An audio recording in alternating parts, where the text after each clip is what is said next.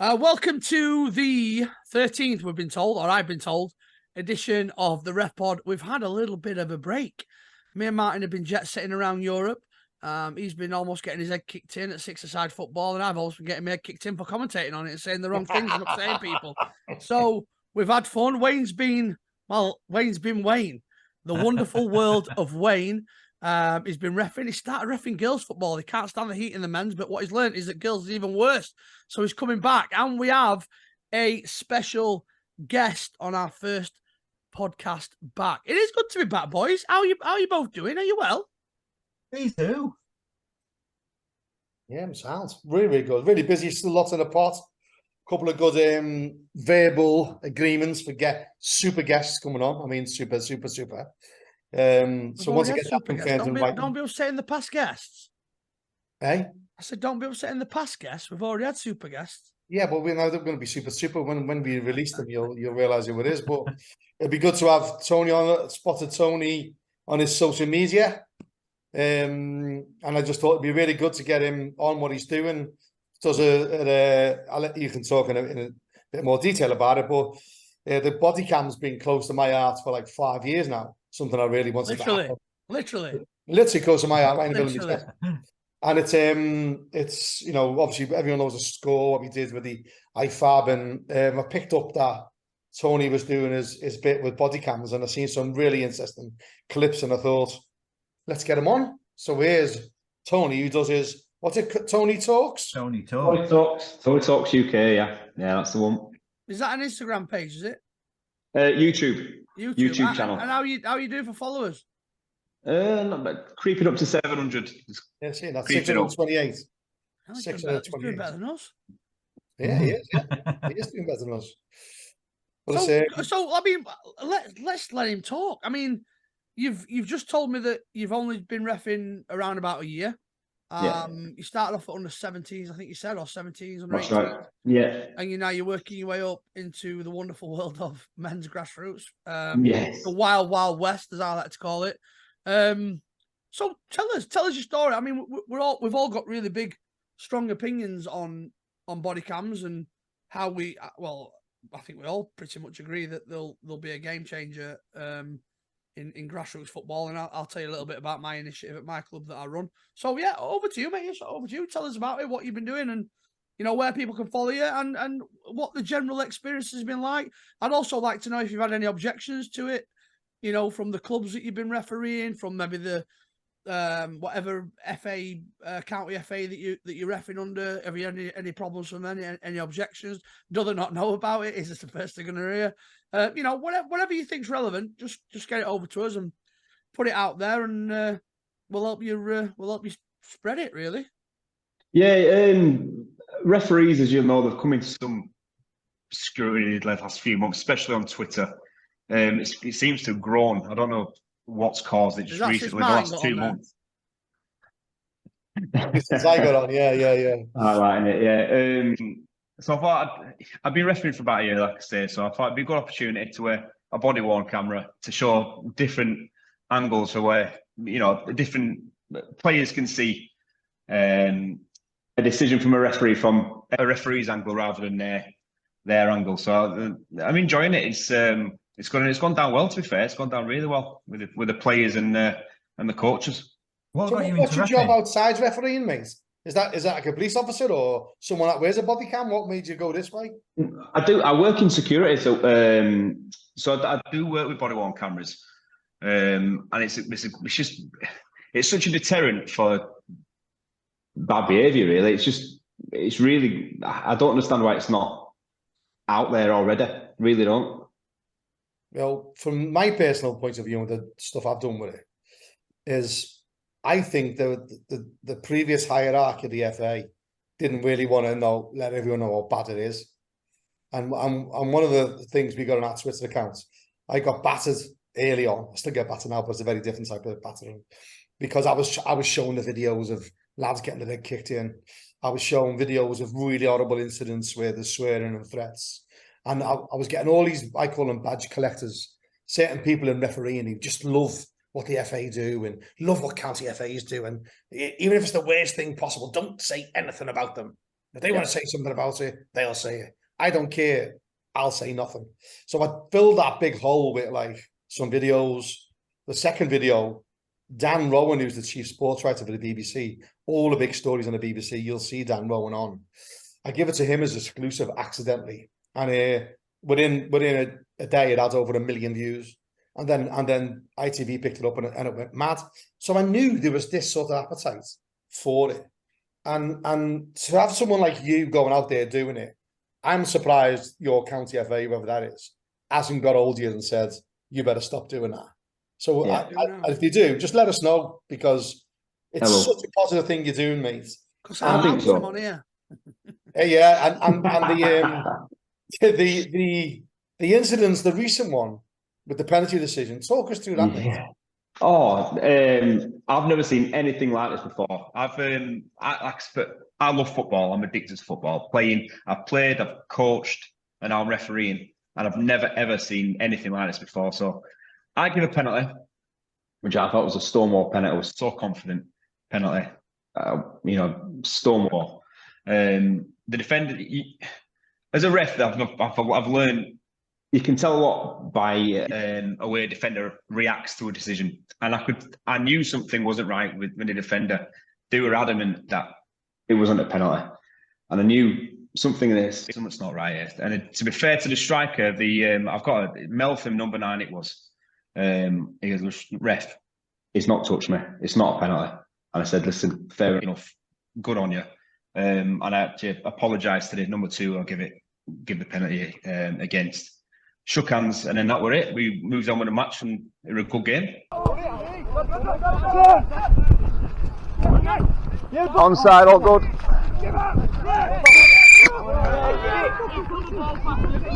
Very easy. Well, I just said penalty. It's a penalty. He didn't even touch me. He didn't touch me. There you go. Is that what you say, penalty?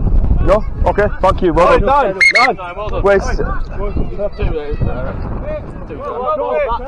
2. Sorry, mate. My bad. Oh, fair fucking play. Yeah, do you think he did that because you had him on camera?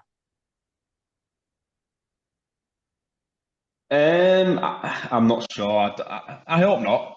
I hope not, but I'm not sure. You can't be sure. Yeah. He's definitely has, hasn't he? There were 3-0 up at the time. That might have helped as well. I don't know if it was 1-1 in the last minute. Great point. Because he's going to get. I don't know if you got loads of followers on there, he's going to get hammered by people if he is cheating and he texts a penalty or somebody texts and scores. But I think it's interesting that you raise that, because maybe body cams. I never thought about that, to be honest with you. I never thought about the honesty and the integrity that it must force. Because if you're on a camera, a bird's eye camera, and referees generally have a pretty good view of everything, especially big incidents. I know we don't get it all and we don't see it all. But that must put the pressure on them, thinking about diving, thinking about what they can and can't do, what they can and can't get away with. And I think I don't know. I've never thought about it before. Just you saying that makes me not just diving though. Just the general attitude on the pitch. I mean, I've had a few, abuses. Every referee has, and none too far. No one's stepped over a line. But since the referee body on camera, I've had next to nothing. Wow. So I love this, because it kind of feels what Martin's been pushing for a long time. It's kind of Martin's baby, this. And I'll put you in a perspective for me. I run a grassroots club in Doncaster, kids football. From under 7s all the way up to, well, we haven't got an under 18s team, but if we did have one, if Wayne's team gets there in a couple of years, then we'd have one, let's say. And I rang Martin actually a few weeks ago, just to kind of let off a bit of steam, because obviously I know him really well and I know what he does. Just to kind of say, listen to what's happened today. You won't believe what's happened today. And I kind of, I was mad, I think, more than anything. I really mad. I think every year we say, oh, it's getting worse. And then this year, without a shadow of a doubt, it's been the worst yet. That was a particularly bad day as well. Yeah. I got it big time. But I'm not a kind of person. Wayne's pretty similar to me. Is I don't run away from it. I kind of go to it. And I lost my rag on the field with this set of parents.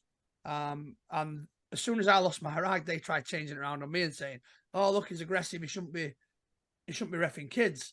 You know, like, so you expect me to stand here and you F and Jeff and give me all this crap, and I just take it.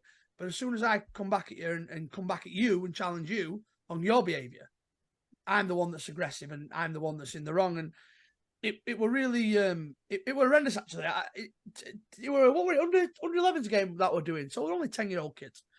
I ended up sending one off at the end of the game because he'd seen how his parents were behaving. They all had actually, and the worse the parents' behaviour got, the worse the kids' behaviour got, to the point where at the end of the game he walked over to me and called me a fucking cheat. And his mum were there, and my missus, who's secretary at the club, said, "Are you happy that your son's talking to an adult like that?" She goes, "Well, I support him when we have been fucking cheated," which they hadn't been cheated. Let me tell you, they got hammered by my club, my team, but it wasn't because of me. So I red carded him, and then the manager decided. Well, I'll say it. I don't care if he listens, to be honest with you, because he knows where I am. He became Billy Big Bollocks over a text message, because I told my missus when she came over, because it were all kicking off, and I said, "Look, get your camera out, because I think it's going to kick off here." And not that I bothered about it kicking off, but I wanted to prove to say that I'd not caused it. You know, if I reacted in any way, they'd say, "Well, I've been provoked," kind of thing.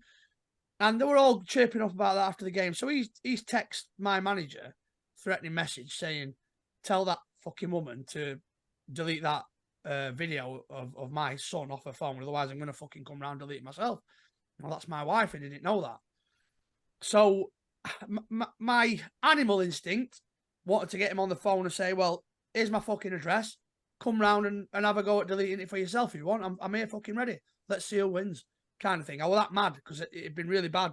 This particular day, another referee of mine, in an under 7s game, 6-a-side, 6-year-old, 5-a-side, my coach had to come onto the field to stop them abusing my referee at an under 7s match. So I were already up here, treetop gone. So I thought, you know what, I'll be smart about it.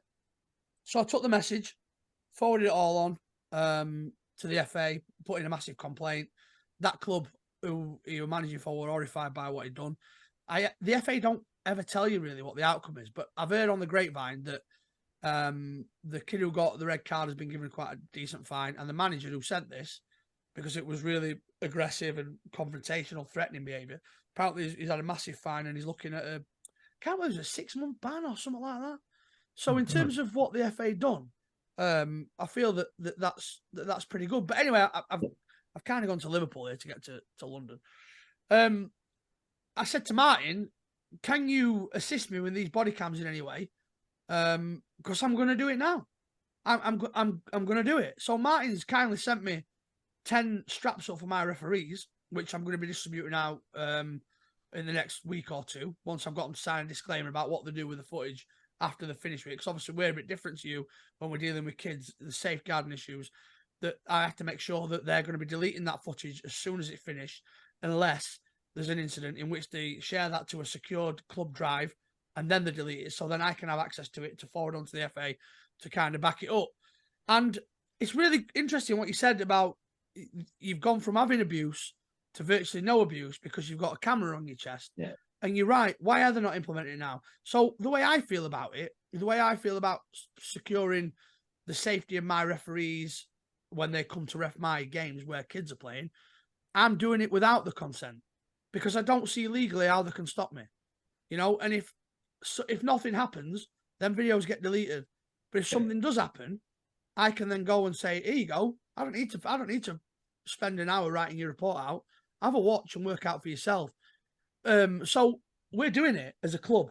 I'm doing it without consent, and I'm doing it because I think it's the right thing to do. And I hope what I want us to do as well is to make the visiting managers know when they send out the information for kick-off times for the game. By the way, we have referees, and our referees do wear body cams. So please make your parents and players aware. And I am hoping by doing that, we can stop the tap as well, because I think it will. It needs to happen. It's just like you say. Recently, it's just got off the scale. The reports of referees getting abused verbally, even physically. I just think a body camera would stop 99% of it. I really do. What do you think, Wayne? Well, you're proving that. Come on, Wayne, you're quiet tonight. What do you think? Well, I've just said he's proving that. I mean, I wanted to know. Obviously, the body cams are working for you. Are you informing everybody before the game that you? Yes, I am. I am. Yeah, both teams. I'm letting them both know, and I send both teams the footage afterwards as well. Yeah, and so they all know that you're posting it anyway. So you've got that. Yeah, it's a no-brainer. So what got you into reffing then? If you've been playing football and coaching, what suddenly made you turn to the dark side? Yeah, so like I said, I love football. I'm addicted to football. Playing, I'm in my early 30s. My knees aren't what they used to be, so I can't play football at any level. I went into coaching because I couldn't play for about a year or so. Enjoyed it, but it wasn't for me really. So I wanted to keep in the game. And next thing, refereeing. I thought, I love it. I love being on a pitch amongst the players. I just love it. Absolutely love it. Best decision I've made. Weirdly addictive, isn't it? Very, very addictive, yeah. It's mad. I think, do you know? I think football, being involved in grassroots football overall is take away the playing side of it. You know, Wayne helps me run my club. It's chaos. There's stuff goes off all the time. You know, coaching kids, managing parents is the hardest part of it, and I don't care if listening to that either. It is, and there's so many things that I've said to you, haven't I, Wayne, a million times. I don't know why I bother with this shit. Yep. I don't know why I bother. And then you get down to training with your lads on a Saturday, or you have a game like I had yesterday, and that football magic just kicks in, and all that shit that happens through the week and all rubbish that you have to deal with. When it comes down to its purest form, when you're coaching and watching your kids develop and do well, that's the hook in it. That's the I can't. It's strange. You just forget everything else, and for that 90 minutes, it's just, you forget everything else, and it's just football. Love it. Yeah. It's weird because I only got into. I only your first game, Tony. Say that again. Sorry, Martin. I was saying, Tony, can you remember that your first game? Yeah, on the 17s it was. Onto the pitch, knowing you were ready to blow the whistle. Yeah, no, I remember it well. I was nervous, really nervous, but it went well. It was not much happened, to be fair. It was an easy way in. I got a bit lucky there with the first game, but since then, been hooked, like I say, very addictive. Martin? No, I was going to say I only got into refereeing because I was banned. I've talked about this a bit, and I remember someone saying really on in my career, it's addictive. Refereeing is addictive. And I was like, nah. Let's see what it's so. And literally couldn't get out of your head because there's so much you can learn so quickly. And if you're really dedicated to it, it's why some people get away with abusing us, because you get so committed to it that you don't want to do anything towards it. Whereas if this was in a pub and he'd talk to you like that, you'd probably react. And I know some ex-military people who get in touch with us through our hotline and say, do you know what, I just need to talk to someone because today I'm a trained killer, you know, in inverted commas, and I let them call me other names under the sun. If I come to bed, I'm lying in bed. And I think I should have done something to feel less of a man. And I always say, listen, no, that's not you being ex-military. That's your human side. Yeah. And that's what I always talk about. And I remember just tying in, learning quickly. It was the same with the charity. I then realised really, really quickly that there was this massive hole that needed filling, where someone had to stand up, put the nuts on the chopping block and the heads above the parapet like I did, and go, we're not having this. We're not having this. We're not having. And it's just grew and grew and grew and grew and grew. And I've never spent a bean on promoting ref support, nothing on social media, never spent a penny. It's all organic growth, where now we've got 3 times what the Referee Association followers have got on Twitter. They've been going for 6 years longer than me. I've got more than the FA official Wembley Stadium referee account followers, far more engagements, far more everything. I even put the same video up an hour after the FA had put their video up. Exact same video, enough is enough. And I have 3 times the engagement than they did, quote tweets. So I know I'm speaking to the people who want to hear about it, who have got an invested the attitude, be it positively or negatively. So I know it's got this, and tying in what you said, it's about addictive. And I think it's having that positive outcome on a game, innit? And I think having a body cam, what will happen, guarantee it's going to happen to you. if it hasn't happened already, is that someone's going to say, we need to have a word with him. He'll get a letter off the FA or county FA or stuff like that, which will just make it a massive story because you've been so positive with it. Look at that video there that you know, hopefully if Wayne can, he's the expert in it, he'll cut a bit of that video in, the penalty decision of your YouTube, into this when you're talking about it earlier. And we can show it during this podcast. Hopefully that'll be able to happen. And you see the impact of it. To me, that's everything what I wanted body cams for. Not just negative of referee abuse. It's always going to be deterrent, always going to be a learning aid, and it's always going to be an evidence gatherer, evidence of good behaviour as well as bad. But it's all forms of abuse, homophobic abuse, racial abuse. I've always said it from day one. This isn't just about the referee. No, it's not. Benefit from it. The thing is that the FA's body cam pilot currently, there's a couple of things I think they could do differently. Is that they don't have it on all the time. So I presume you have yours on all the time. All the time. All the time. Theirs is encrypted as well, so you can't see it. And then they only turn it on when they feel an incident's going to happen. And apparently there hasn't been any incidents. So that in all could be twofold. It could be like, oh, there was nothing wrong anyway. Or it's exactly what you said. The whole mere presence of it is creating a good positive environment. Because I did some stuff with the Royal Marines where we wore a dummy phone, piece of cardboard. When I send them the straps, it's got a piece of cardboard that looks like the front of an iPhone. Even that had a positive effect. It was a piece of cardboard that looked like a phone. Because this trigger mechanism, and I think when we get into the proper rollout, it's going to get scaled up the FA1 this season, hopefully to teams of 3. So Lions are using them as well as the ref in the middle. And I just think, by accident, I think you could be a bit of a game changer in all this, you know, mate. I really do.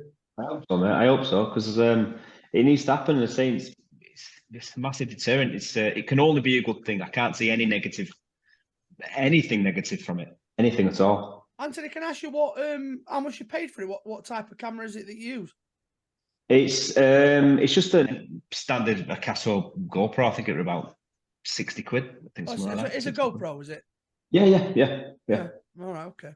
I'm interested myself because obviously we're using these straps for Martin, where we put our phones in and kind of leave them on.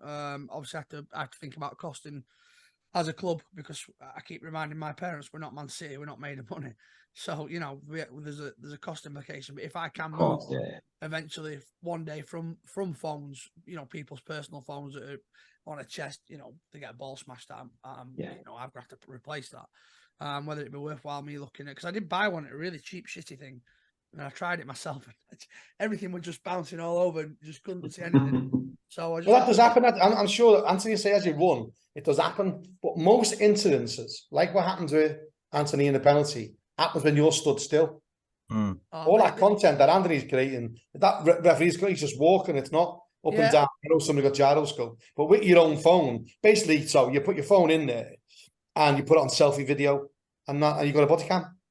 If you put it into airplane mode, you won't get any calls or text messages, and it saves the battery. But we've also worked on an app, but we've run out of money because we're already on about £20,000. This app is you can have it encrypted, non-encrypted. It's got a panic button, sends a message to your mum or your dad or your parents or whoever you want. There's loads of little things in it, and you can clip it.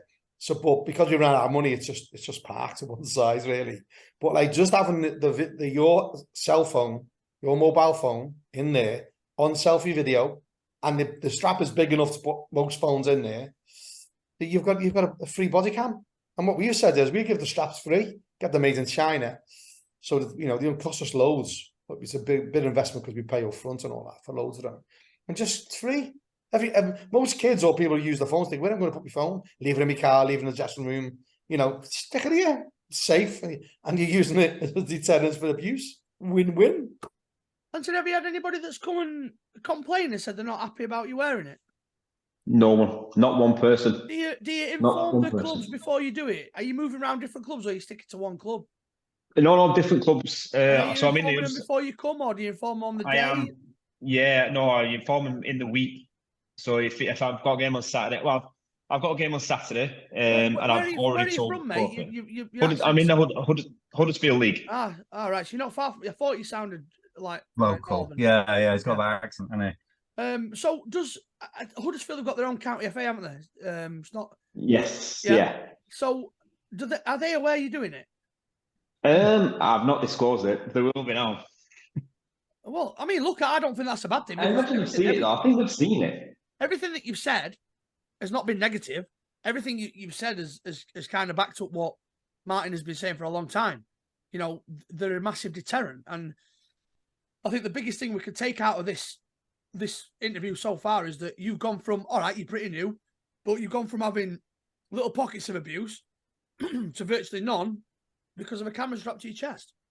Yeah. Now, if we were to be doing this as a pilot, and you were our guinea pig, let's say, that's all the evidence you need.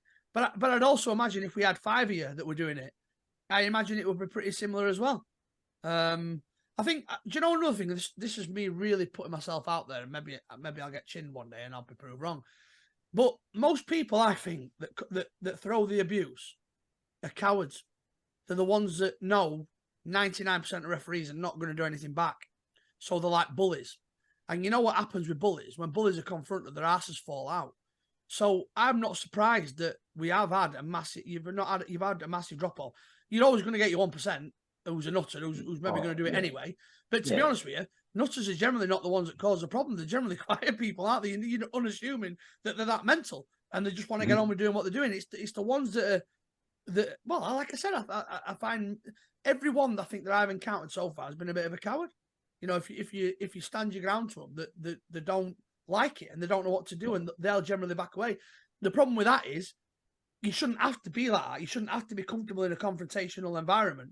Luckily for me, I'm not bothered. I mean, you know, I think Wayne, you're saying, Martin, I know you are definitely. Yeah. To me, they can do what they want. You know, like Martin said time and again, you know, and Martin's told me some really funny stories about his days about saying, you know, you want to come and repeat that to me after the game's finished, and they don't want to know. You know, no, I mean, I think, yeah, I mean, I'd take it, but I think it's important to give a little bit back. It's not, you're not there to be, you know, you're not there to be shouted at or abused at. Nothing wrong with giving a little bit back as long as you don't overstep the mark. I think it's human, like you say. It's going back to the human thing. It's completely normal. I think they respect you more for it. Yeah, I think the thing is for me, and we're very proactive in terms of refereeing at the club. And as much as I'd love to say to all my players that play for me, oh yeah, you're all going to make pros, chances aren't none of them are. You know, maybe 1, 2, 3, 5 at absolute best out of the 151 kids that I've got a minute. But if you're looking on statistics, it's not even 1% of people make it pro. So there's a much bigger chance if they want to stay involved in football and they don't want to do coaching, and if they understand football, that they can become good at this and make a good career out of it. So I know the problem with, when we've spoke about this on this podcast, and I'm going to lead this into something else that I want to kind of explain.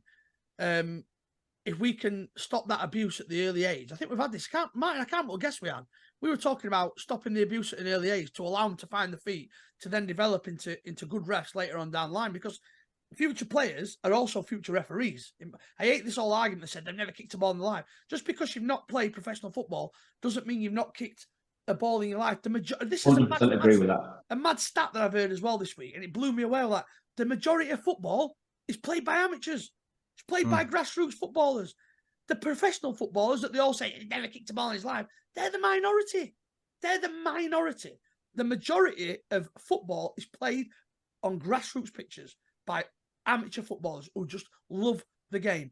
So my point I'm going to lead into is the next argument that comes on, and my brain's twitching now because I get a bit into things. They all say standard of refereeing shit. It's shit. All new referees coming through the shit. They might have an argument. I'm not saying they're not. I look at some refereeing performance. I won't defend all referees. I think some of them, I've seen some horrendous refereeing performances. But if kids stop playing football by the age they were 14 through fear because they were getting abused week in, week out, how many fucking good footballers do you think will make it to the top? How many would it stop? So what you have to understand is we have a reduced pool of referees that don't want to referee because of the abuse that they're receiving. Imagine if we shrunk that abuse. So rather than 1 out of 10 youngsters carrying on the refereeing, we have 5 out of 10, 6 out of 10, 7 out of 10. How many of them would turn into the world-class elite referees of tomorrow? There'd be a bigger pool for professional referees to be chosen from. which surely would mean there'd be a much larger pool of talent. But because we stopping them getting past, I can't remember what guest it were, but we had the conversation say that there's a massive percentage of referees that stop reffing within the first year because of the abuse. How many top quality referees are we losing because they don't get past that 12-month period? Well, I'll step in there, Wayne, actually, because it was only 3-4 weeks ago. Max reffed his first out-of-club game. I took him to an academy nearby. He was nervous as hell. And he was like, I don't even know. His Wi-Fi stopped again. He must be on that old dial-up. He's on that Campbell-powered Wi-Fi up again. You know, you'll be free. Oh, he's back. No, he's not back.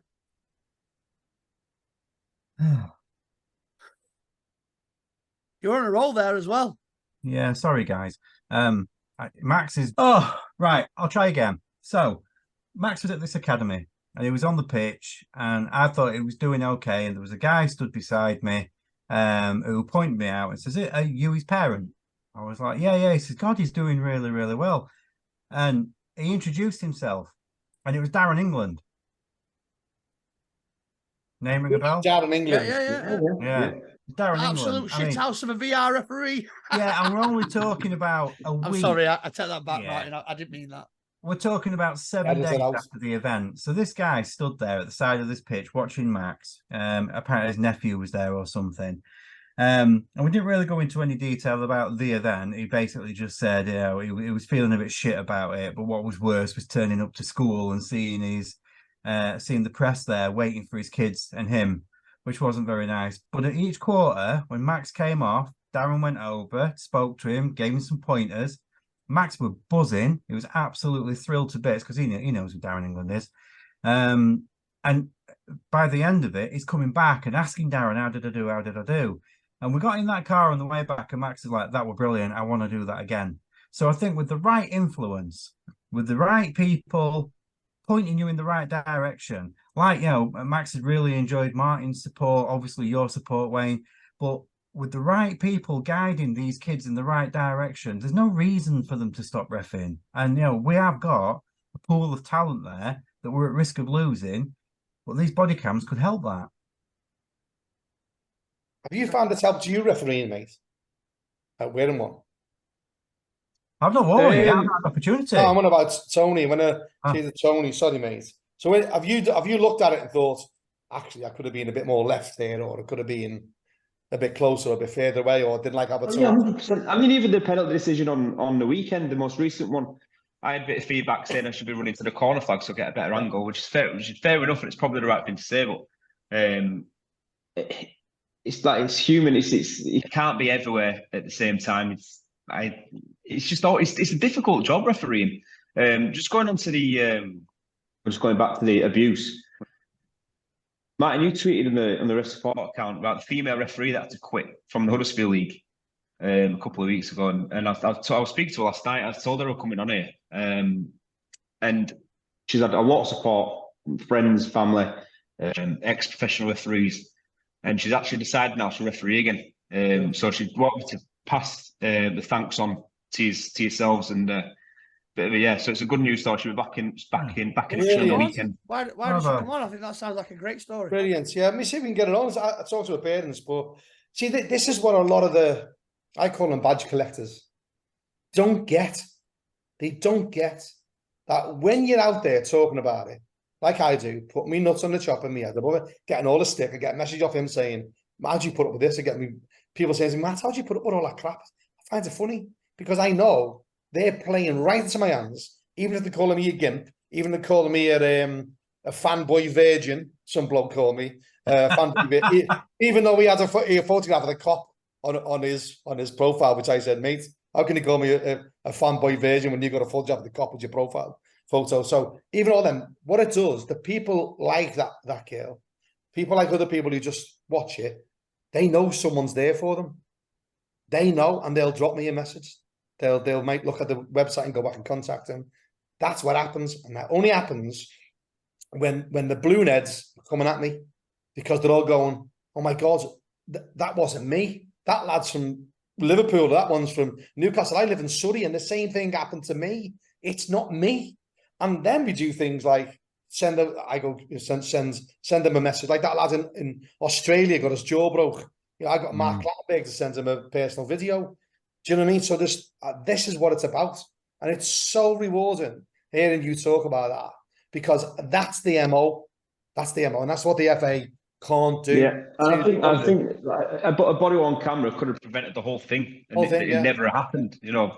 But yeah, it was a shame, but I'm glad she's back refereeing this weekend. And that's really, really good to hear. And I will follow that up. And it's like, but like what the FA's done on the encryption bit, it's just going to complicate it a bit. And also the way they're doing it with the company that's using it, they're expensive body cams, so it's not very scalable. And everyone's saying, "Oh, well, who's going to pay for it?" Yeah. And which I've said, look, if you've got a phone, we'll give you these straps free. Just use your phone. You've got a strap. It's adjustable. It's waterproof. And so it's there. And the scalability is there. Absolute scalability is there.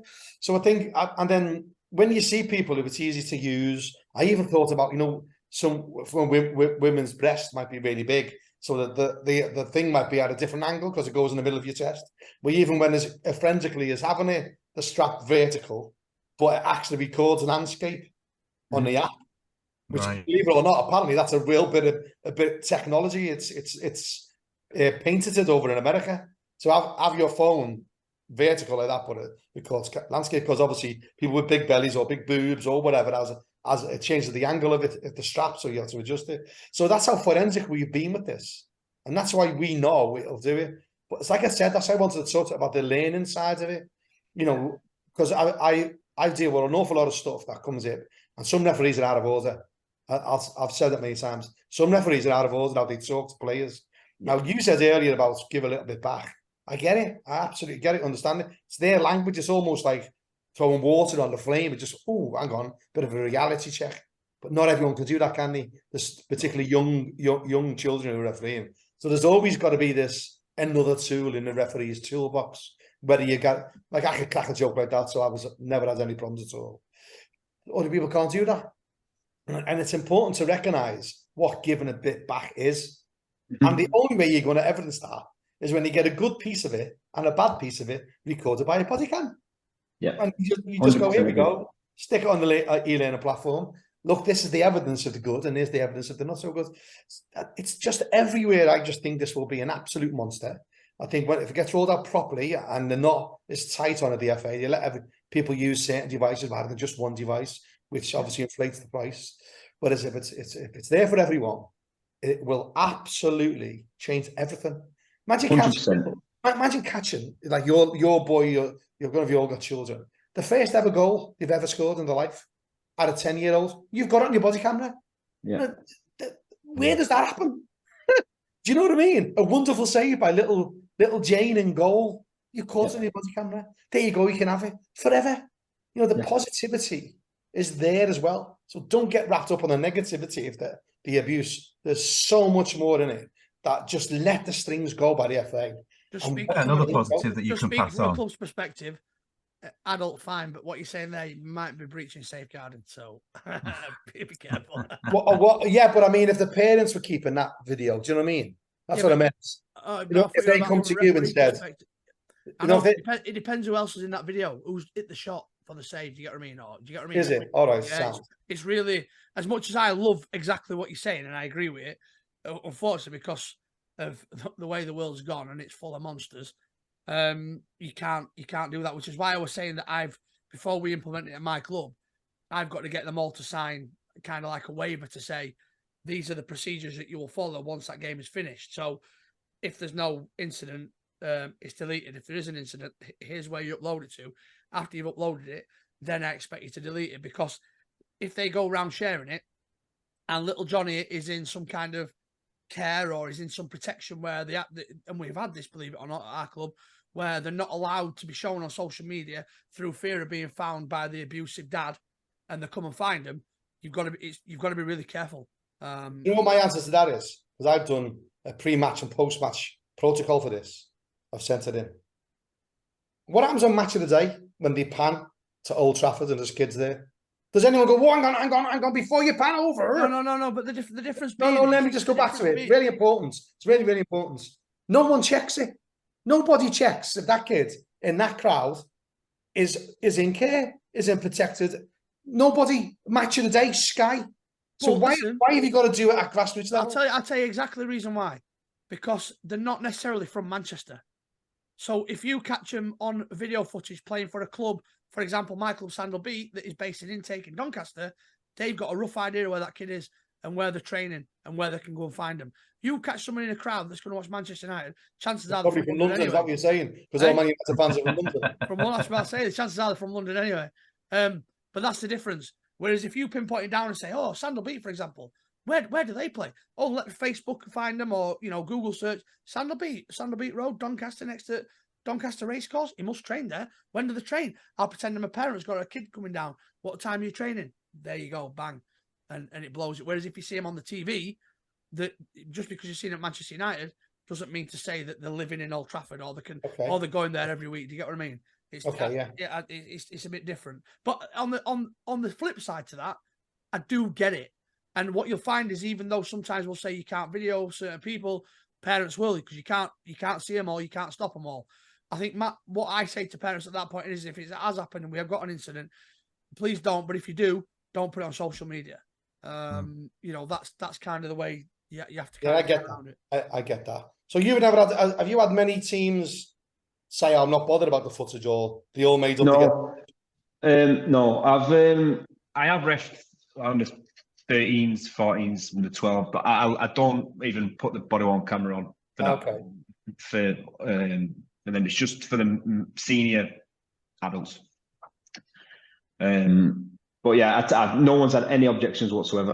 To be fair, everyone loves it because they're all on social media. They can all, like we were saying before, if they score a screamer, if that body-worn camera's there, they're never going to see it again. They're not going to relive it. And there's so many positives, and I can't think of any negatives whatsoever. Well, I've watched some of your videos, and I think obviously the cam's helping, but on the flip side of that as well, I think you've got a really, really well-controlled manner.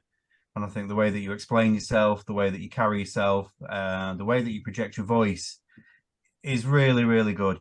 And I think that's obviously going to be a big help to it as well, because it's you're stating things, the reasons why you've made decisions, and they're pretty much unquestionable. You put it across really, really well, mate. I agree with that.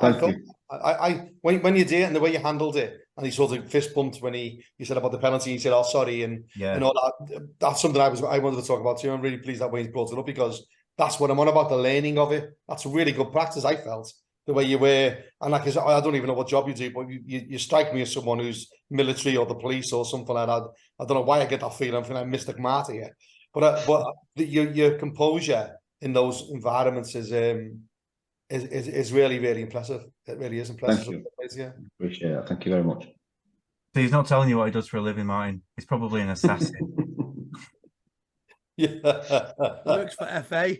I just, the fact that he's got like Norway on the back of him means he's probably hiked up there or somewhere like that. Those people who are listening, you've got a big Norwegian mountain behind you, or some. What is that behind you? Wales. That's just a wallpaper. Is that your wallpaper? I thought it was I thought it was FA headquarters. I told you.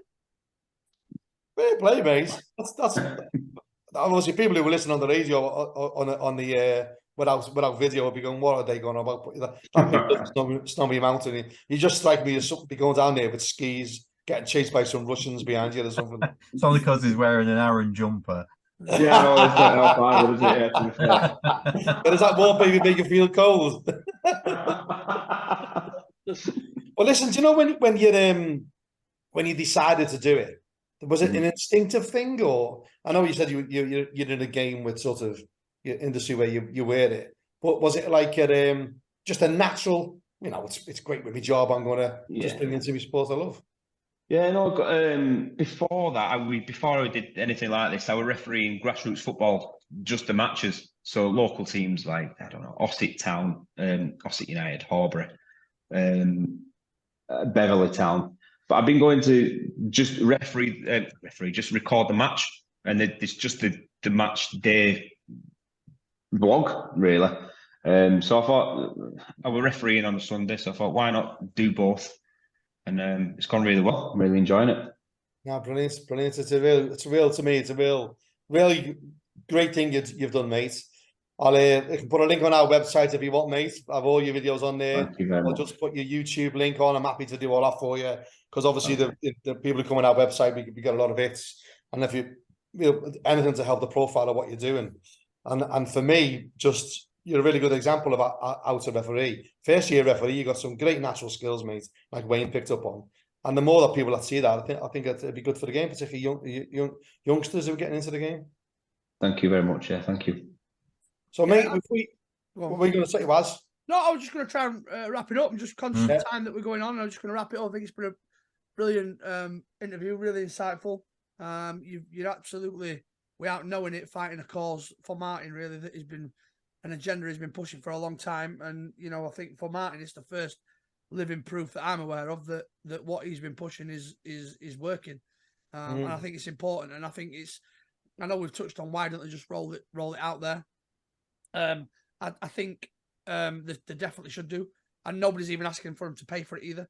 I think most clubs would try and find a way for them to do it. I think the only stumbling block in kids football will be the safeguarding issue that I think I spoke about, but that's easy to get around. I've done it. I just manage a grassroots club.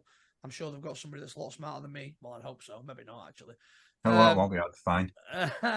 That, you know, can implement something that works and that you can get into kids football, because kids, they're the future of everything, not just football. And I think, you know, if we want to have better footballers, better referees, then standards of grassroots have to improve in that area in terms of the abuse that goes off. And it's not just at refs, it's at coaches, you know, it's parents, it's everybody. It's turning a little bit into the wild, wild west, I think. And I think me and Wayne spoke about this recently.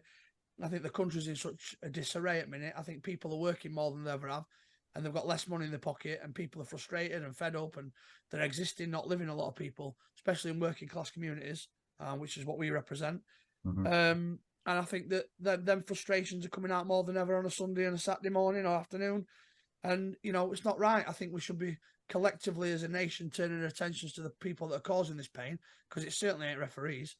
And it's certainly kids and grassroots coaches. We're the good guys, really. We're the ones trying to give you something to do on a weekend that doesn't cost you much money, opposed to, you know, trying to strip you of money all the time. So I think it's really important that message gets across, and we all learn to have a little bit more tolerance with each other. You know, football's a game of passion. Let's not drive the passion out. Let's control it. I think that's the message. Nobody wants people to be silent. I don't. I want them to come, cheer the kids on, but do it in the right way. You know, you don't have to be threatening and swearing and abusive, you know, when things don't go your way. It's football. Nobody wins every game, not even Man City. So do you want to, if you tell us before you go, mate, if you tell us what your handles are on YouTube, Twitter, where our followers can follow you and go from there, mate? Yeah, YouTube is Tony Talks UK, and my Twitter is at AntsHarris10. Yeah, both YouTube and Twitter. All right, nice one, mate. Are you not doing Instagram, mate? Just a quick one. Instagram has been massive for this. I know. I've not really got into Instagram. Oh, TikTok at Tony Talks UK as well. I've put a few videos in there.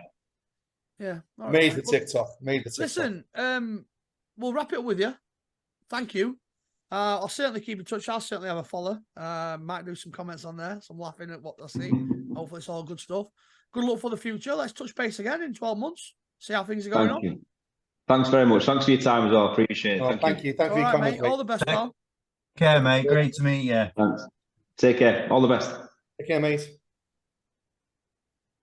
If you leave the meeting, Tom, and then we'll just carry on recording this.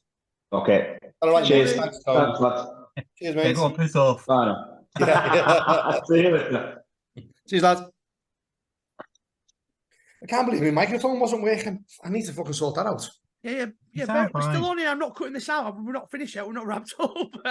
Oh, you can edit it out. Edit it out. You don't want to get me editing work. Keep that in. I don't want any more editing work. Obviously, we're back. So first one back, we'll try and get back into a weekly swing of things for people to listen and get in touch.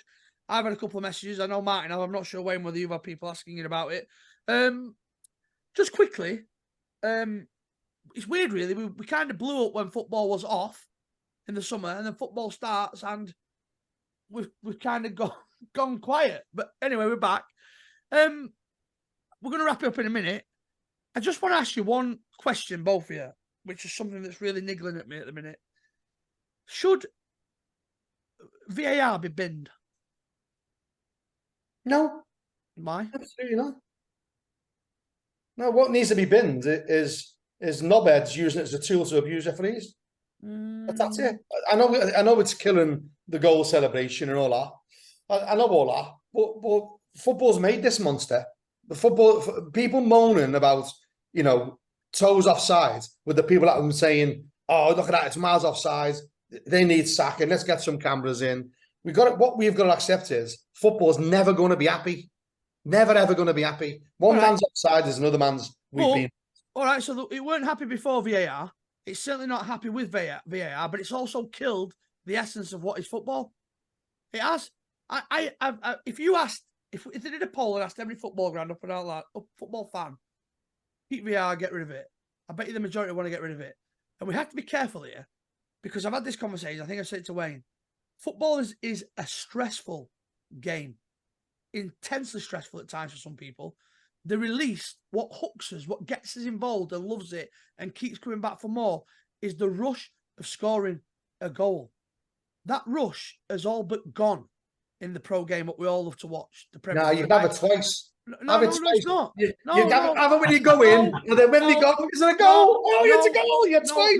No, you don't. You don't. You get two smaller orgasms. You do not get that same rush as what you did. And now, what we have to be careful of here is football's the biggest sport in the world, right? Right now, biggest sport. More people play it, more people watch it than anything else. Massive, huge sport. It won't always be like that if it's continued to be murdered. It's just like it feels to me at the minute.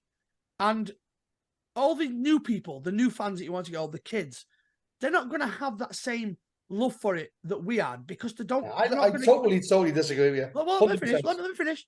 They're not going to get the same rush as what they get from a goal scoring, because you have to wait to find out, because they're not just checking an offside or a foul there. They're checking 10, 15 phases back from. Are you saying when the ball goes in now, no one cheers? Is that what you're saying? Not like they used to, no.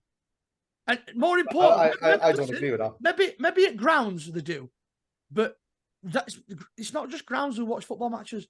The biggest money. When I do watching the telly, I do it. The biggest money that the Premier League gets is from TV deals.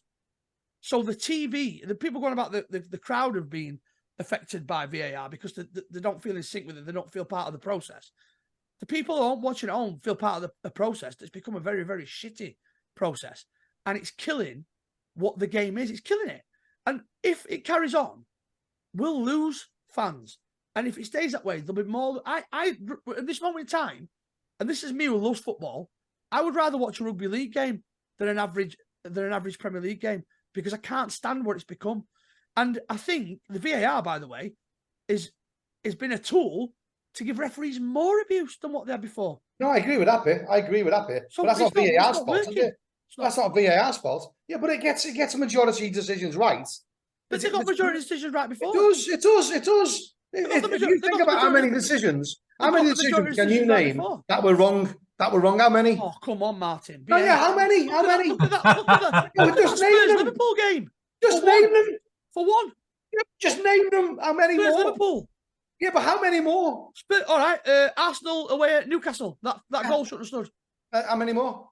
Oh, mate, if you want me to get a list, I'll get a list next time I come. Yeah, but I bet it's not even 5% of VAR decisions were wrong. Right. It takes you 5 minutes to get to them decisions. Yeah, but so what I'm saying is it gets the majority right. That's all I said. But they got the majority right before. Yeah, but this is different because the way the game's changed. And listen, if they got the majority right before, you telling me no referees got any stick before VAR? No, I'm not. But now they get more stick because they've got the tools to get it right and they still get it wrong. Yeah, but there's no whereas before it was a split-second decision, and 99% of people would understand that mistakes happen. Now they're looking at these incidents and they're still getting it wrong. I honestly fundamentally disagree because the papers would run with it. Fucking Chelsea are still talking about the. Do me a favour then. Do me a favour. How many years? Do me a favour. You've got a massive Twitter follower. Yeah. Put it out there tomorrow morning. right, as discussed on the pod later today with me and Wayne, would you want VAR scrapped? Yes or no? The only thing, and we'll see what comes back. The only thing I would want, by the way, if you're listening to this after whatever day we put this poll out, we'll do it the same day we release the pod. Go to Martin's page, find it, and vote for me, right? I'll vote for Martin. I'll vote for everything. The only vote for me. No, I did change that. But the only thing I would keep without VAR is the goal line technology. I will keep that 100%. And if they're going to bring in the automated offside systems where they're not drawing fucking lines, I'd keep that in also. I'd scrap this Wenger shit of the offside changing the rule because it's changing the rule appalling. to fit That's the only a VAR. proposal. That's only a proposal. And I'd get rid of the lot. Now, another thing, if they're bringing in this Arsene Wenger rule, how the hell is that going to impact grassroots football? It will be total chaos at every game. That's not VAR. Let's just stick to VAR. Because I've said that's wrong. I don't agree with the Wenger thing because you look more off than you are on. So people will say that's miles off, even though he's on by it. So I'll put a tweet out about that. So, but just stay with the VAR. The VAR, you've still got people moaning about the Louis Garcia goal against Chelsea, 2005. But that's goal line technology. Yeah, but listen. Let me just finish. You've still got things about penalties they're not given. Chelsea going on about. Didn't Chelsea chase the ball the other referee? Can't remember his name. Not Kalina, the other one, where they said he should have 2 penalties. They're still going on about it. Penalties. That's what GLC. It goes on and on and on. People will use it one way or the other. And if they want to be right, all right, they've been wrong on a couple, but it's a very small percentage. There have been big ones. There has been big mistakes, like what's happened with the VAR mistake with the Diaz goal. There has been, but the majority get them right. And I think that's what football's forgetting. Football's forgetting that this has fundamentally increased the correct amount of decisions that match officials are making. And no one can argue. So I can see Wayne's angle where, for me, I think VAR has slightly diluted the excitement of the goal.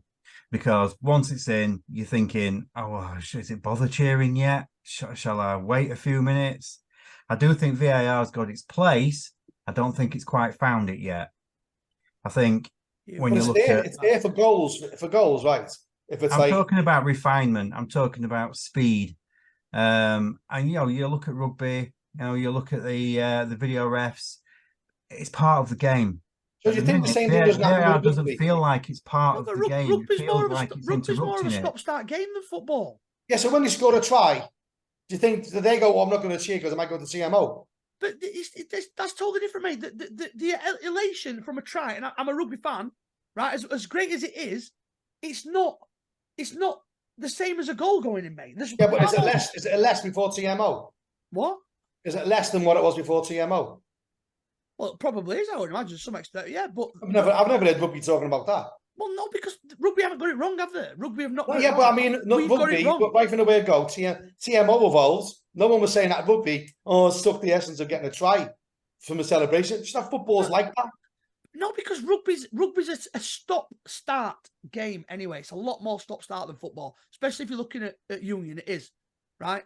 And like I said to you, the tries, as much as they are an elation moment, rugby on the whole is a stressful game, but it's not as stressful as football.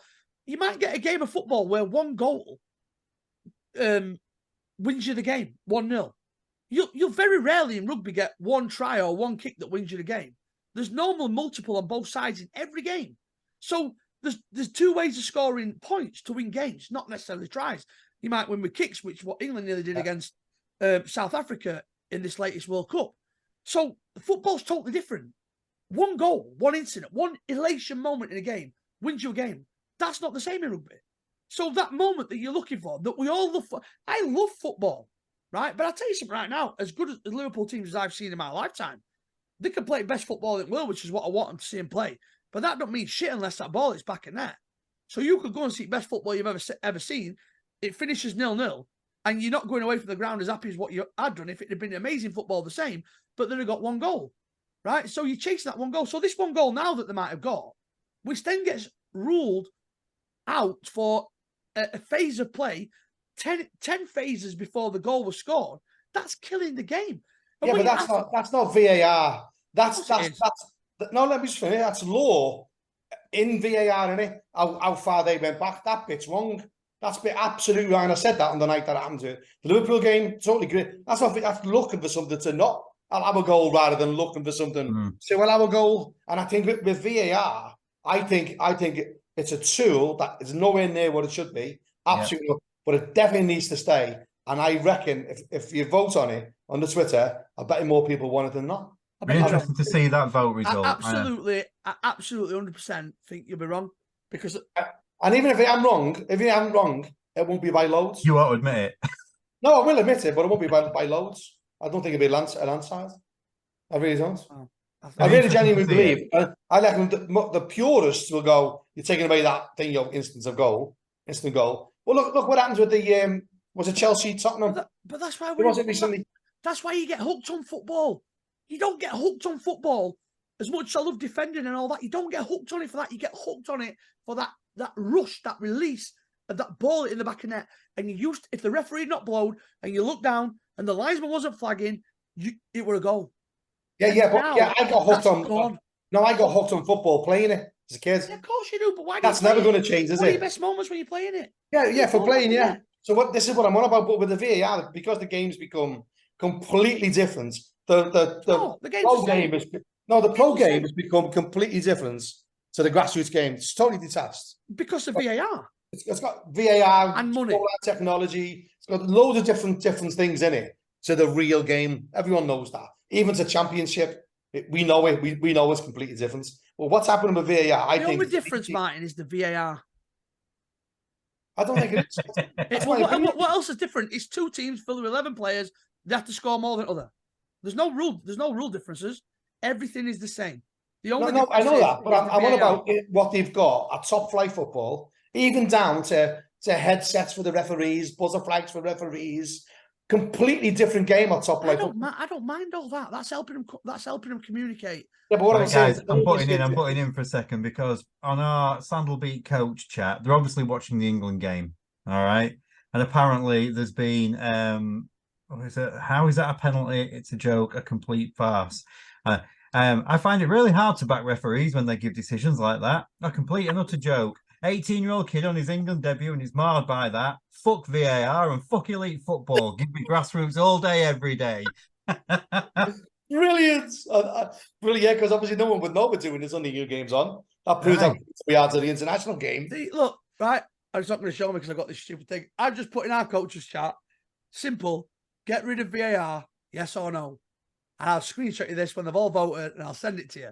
And I worry for the future. I worry for the future because they think they've got this thing that's going to last forever. And if you put no way in, you bastard. I know.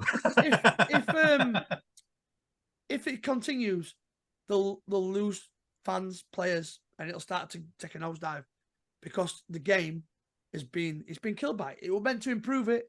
It's not improved it. Made it worse. Do you know what I think it's done? I think it's highlighted how hard it is to be a match official at that level.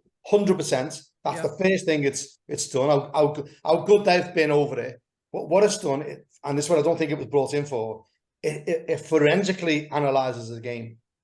And I think, and comply that with the laws, we said about Wenger laws and all this sort of stuff, everything's becoming so forensic that it's become a bit of a monster where it wasn't meant to be. It needs refinement.